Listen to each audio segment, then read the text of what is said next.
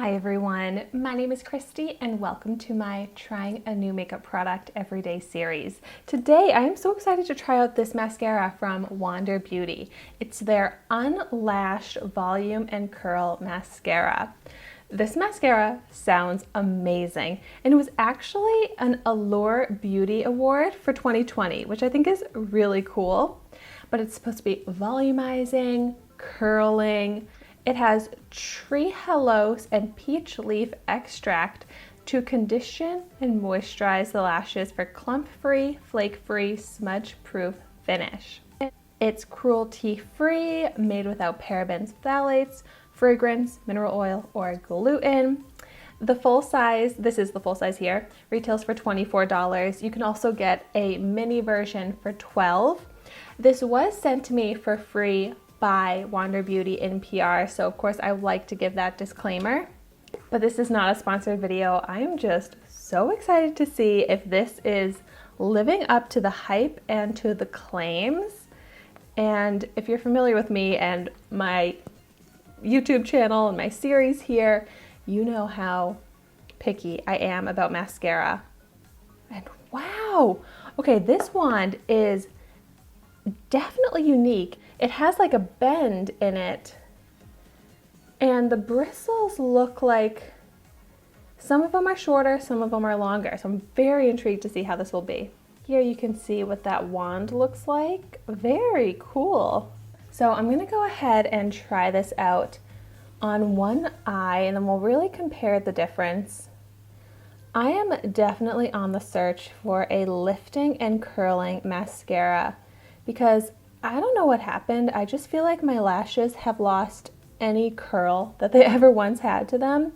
They're so straight out, and I'll even use a really good lash curler and the curl only lasts for literally a minute. It's so annoying. I wish I had more lifted lashes. I do think that this wand is good at coating all of the lashes.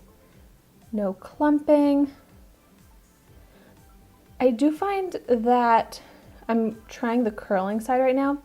I don't feel like when I use the curved part of the wand, it gets every lash as well as when I turn it around.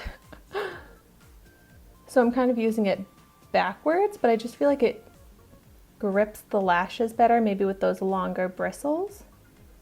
But this is actually looking really good. Keeping the lashes very full and separated. Really dark black color. That's a really impressive first kind of layer to it.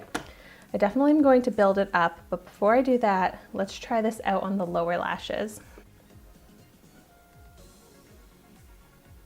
Ooh, so on my lower lashes, I am using the curved side, and it actually does such a great job of getting every lash and making them look really dark and emphasized.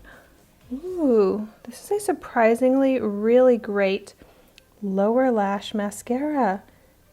And it's not messy at all on the under eye. Wow, perfect wand shape for those lower lashes. Now let's see if it will build up volume and curl these top lashes as I layer it up. Because first layer, I'm actually not really seeing any curl at all. Like I can take the bent side of the wand and kind of push my lashes to manually curl them that way. So the bent shape of the wand is good for that. So I'm trying that and we'll see if it stays. But now I feel like I have to turn the wand around and use the back of it to brush through the lashes and add that volume. And it is still keeping the lashes nice and separated, but adding volume. Doesn't seem to be adding much length. Let's see if I tap at the end of my lashes to kind of add a little length. But it does say volume and curl. It doesn't really make that lengthening claim. But definitely seems to be giving nice volume. And I really only see the curl effect when I actually press on my lashes. And I feel like already they've kind of fallen from when I pressed them to curl them. And this does seem to be getting that kind of fuzzy look to the lashes, like when maybe it's a fiber mascara and it just is layering up the fibers and starts to almost look like the lashes are fuzzy. So I should probably stop here since it's starting to get that fuzzy look. But that is a really pretty mascara. I love that it keeps the lashes separated so they look really full, adding to that volume. Definitely the type of mascara that I prefer. So let me do a zoomed in view to show you the difference between with the mascara versus without it. What a beautiful difference. Now I'm gonna go ahead and apply it to the other eye and get my final thoughts on it. But I do love that it layers up pretty quickly.